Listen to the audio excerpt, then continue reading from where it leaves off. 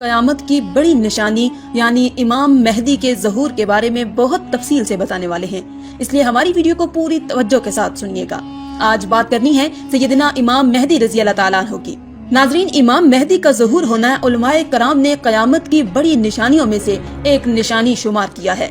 کہا جاتا ہے کہ قیامت سے پہلے ایک وقت ایسا آئے گا جب پوری دنیا میں ہر جگہ کفر کا تسلط ہوگا، یعنی ہر جگہ کفر کی حکومت ہوگی اور تمام زمین فتنہ و فساد سے بھر جائے گی اور لوگ عیش و عشرت میں گم ہو جائیں گے۔ وقت اتنا تیزی سے گزرے گا کہ سال مہینے کی طرح ہو جائے گا اور مہینہ ہفتے کی طرح اور ہفتہ ایک دن کے برابر ہو جائے گا۔ یہ وہ زمانہ ہوگا جب لوگوں کی عمریں گھٹ جائیں گی، لوگ ایک دوسرے سے گتھم گتھا ہو جائیں گے اور ایک دوسرے کے قتل و خون کے پیاسے ہو جائیں گے۔ اس وقت پوری دنیا پر عیسائیوں کا غلبہ ہوگا۔ روم، شام اور تمام اسلامی ممالک سب کے سب مسلمانوں کے ہاتھوں سے نکل جائیں گے۔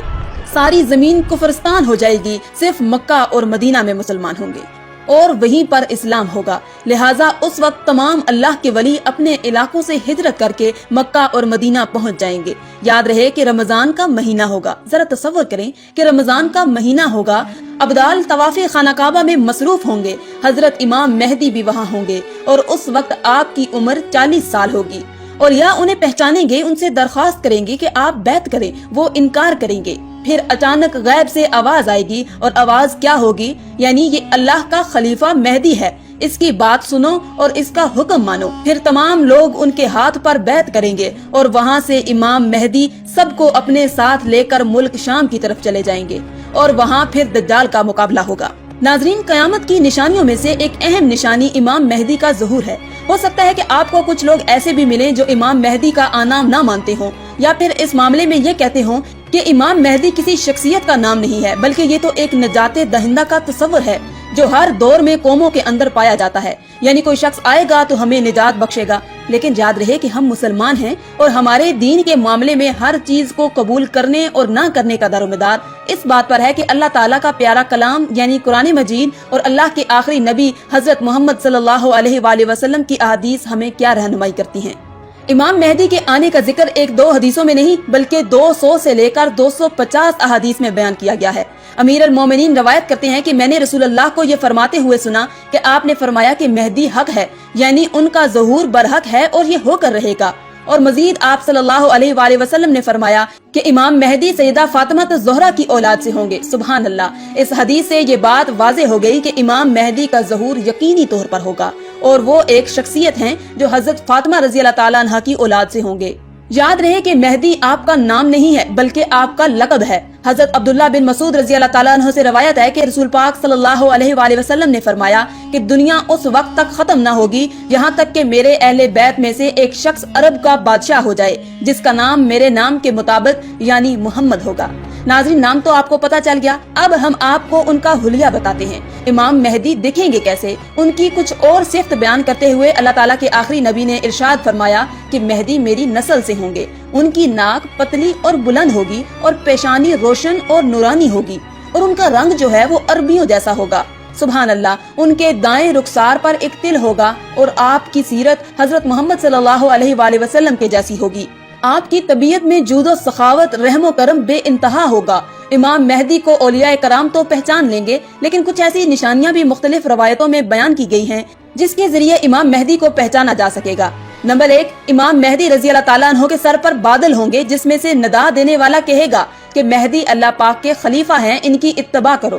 نمبر 2، امام مہدی کے دور میں خشک لکڑی خشک زمین میں گاڑی جائے گی تو اس میں سے سبز ٹہنی پتوں سمیت نکلے گی۔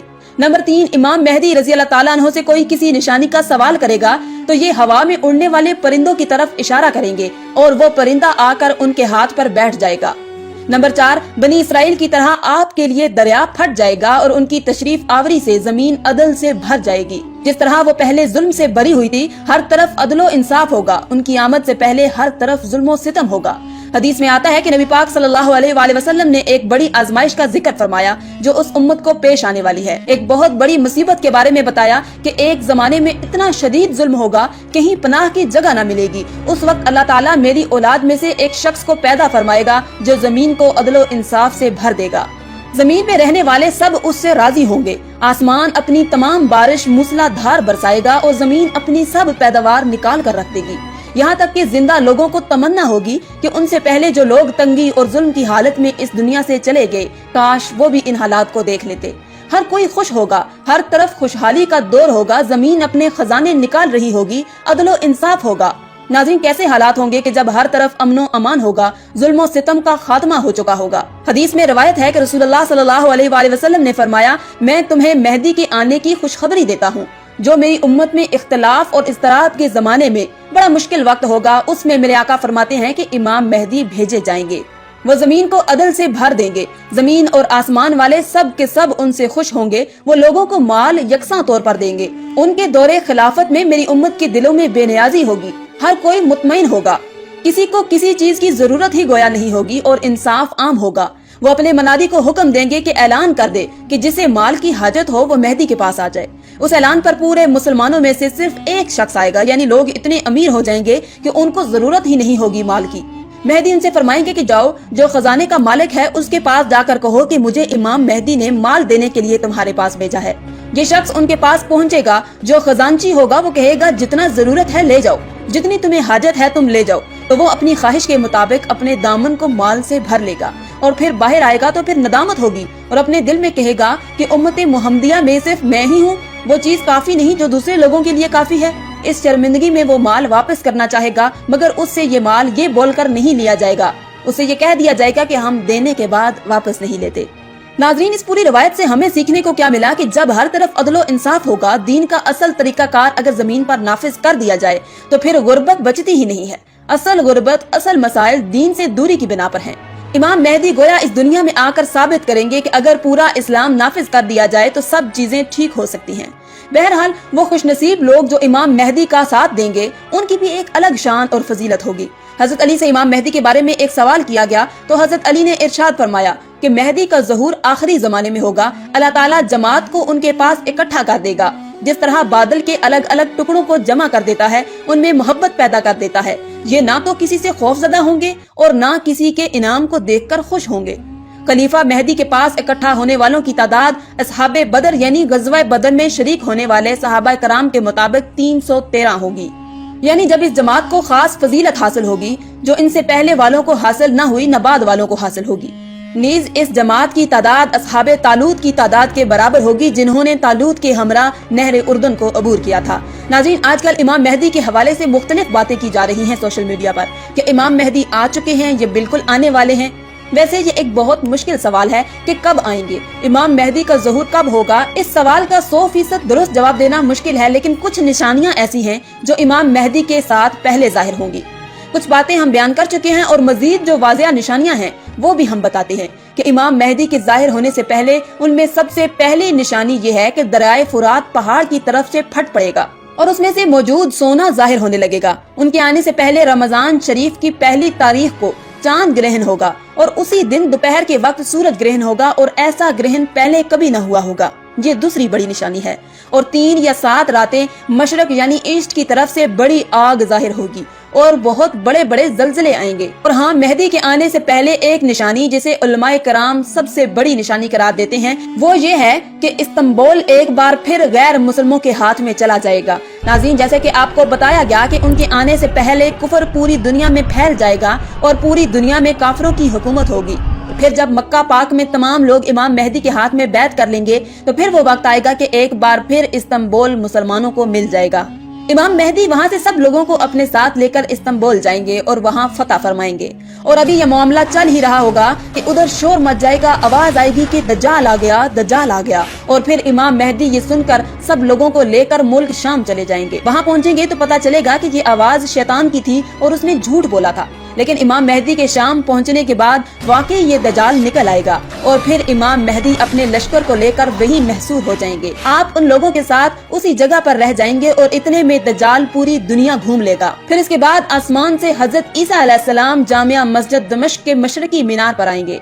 नाज़रीन, अब हजरत ईसा अलैहिस्सलाम का नुज़ूल जामिया मस्जिद दमिश्क में होगा तो उस वक्त सुबह का वक्त होगा। नमाज फजर के लिए अकामत भी हो चुकी होगी। अब जमात होने वाली है। अब अगला मंजर देखें कि एक तरफ अल्लाह के नबी हैं और एक तरफ नबियों के सरदार का एक उम्मती है। अब सवाल यह है कि उस वक्त फजर की जमात कौन करवाएगा।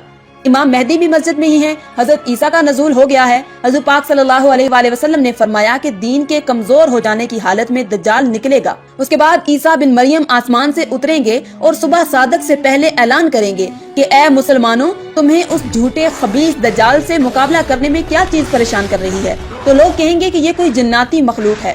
لوگ آگے بڑھ کر دیکھیں گے تو انہیں حضرت عیسیٰ علیہ السلام نظر آئیں گے۔ تو نماز فجر کے لیے اقامت ہوگی اور مسلمانوں کی امیر امام مہدی کہیں گے کہ اے روح اللہ، اقامت کے واسطے آگے تشریف لائیں۔ حضرت عیسیٰ فرمائیں گے تمہارا امام ہی تمہیں نماز پڑھائے گا۔ تو اس وقت امام مہدی رضی اللہ تعالیٰ عنہ نماز کی امامت فرمائیں گے۔ جب لوگ نماز سے فارغ ہو جائیں گے تو مل کر حضرت عیسیٰ علیہ السلام کی قیادت میں دجال کے مقابلے کے لیے نکلیں گے۔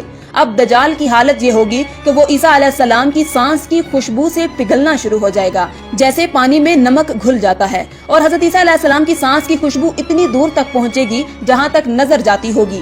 وہ بھاگے گا اور حضرت عیسیٰ علیہ السلام اس کا پیچھا کریں گے اور باب لد کے پاس اس کی پیٹھ میں نیزہ ماریں گے، اور اس سے دجال جہنم میں داخل ہو جائے گا۔ اور امام مہدی کے حوالے سے جو بہت ساری افواہیں گردش کر رہی ہیں، ان سے گھبرانا نہیں ہے، کیونکہ ہم نے جو آج آپ کو امام مہدی کے ظہور کی نشانیاں بتائی ہیں، یہ بالکل درست ہیں اور حدیث سے ثابت ہیں۔ کیونکہ اس وقت اسلام صرف مکہ اور مدینہ میں ہوگا، باقی تمام دنیا کافروں کی ہوگی، اور ظہور کے وقت امام مہدی کی عمر 40 سال ہوگی اور بیت اللہ میں آپ کا ظہور ہوگا۔ آخر میں اللہ تعالیٰ سے دعا ہے کہ اللہ تعالیٰ ہم سب کو فتنہ دجال سے بچائے اور ہمیں